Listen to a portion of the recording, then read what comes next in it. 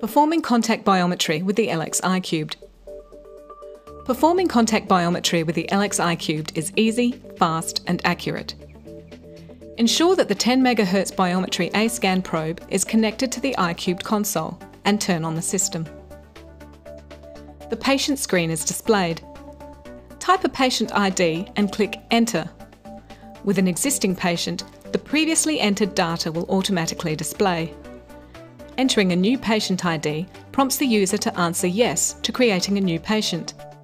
As an alternative, the system can automatically generate a new patient ID. See option in the General tab under Utilities.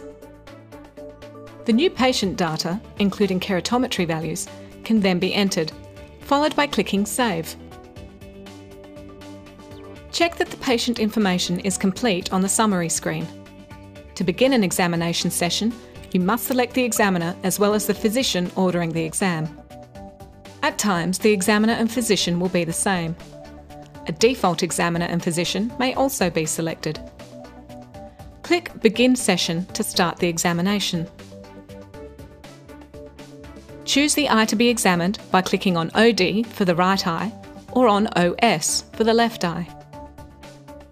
Choose the scan mode, Biometry A-scan, by pressing F4 or by clicking on the fourth icon under Scan Modes. Local anaesthetic drops are applied to both eyes. Do not add coupling gel. The patient's tear film is sufficient to ensure good conduction of the sound beam. Choose the appropriate examination technique. Contact 1 is suitable for adult or average length eyes, and Contact 2 for shorter or paediatric eyes. Check the Auto Acquisition Mode box if required. When Auto Acquisition is selected, 5 images are taken and stored in quick succession. Or, if preferred, the on-off technique can be used and the operator can choose how many images to store manually. Or, the user can review the movie sequence and choose the best image or images. In contact mode, one needs to avoid inadvertent and excess pressure to the cornea, which would result in a falsely shorter measurement.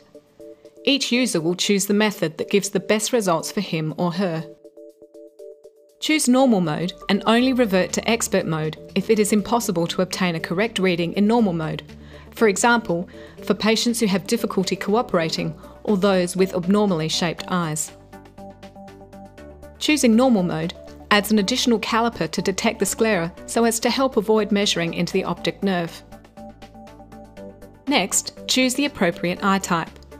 As a last resort, choose Average in the expert mode for eyes that are too difficult to measure in their respective eye type mode. Valid edges refers to the calipers placed in the anticipated position of the C corneal spike, A anterior lens spike, P posterior lens spike, R retina spike, and S scleral spike. As a spike encounters each caliper, the letters turn from lowercase to capital. Press the left foot switch or F11 to activate the probe. Have the patient seated with their head firmly against the headrest. Instruct the patient to fixate on a target with their opposite eye. The target should be placed directly in front of the patient and level with their eyes. If poor vision prohibits fixation, ask the patient to keep their eyes steady and facing forward. As a last resort, the internal fixation light of the probe may be used.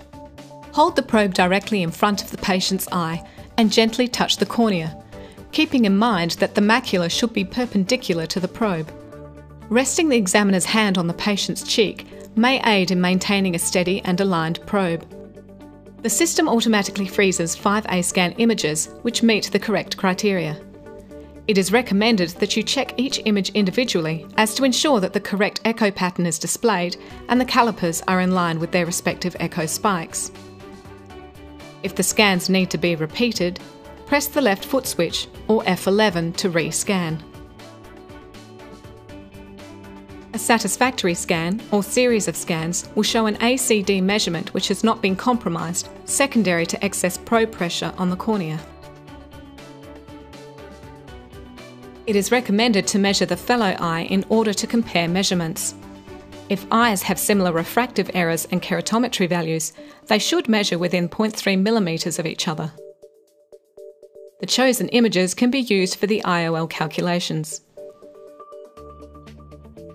For further information, please refer to the iCubed instruction manual available under the Help tab on the iCube system, or visit the Ellex website at www.ellex.com.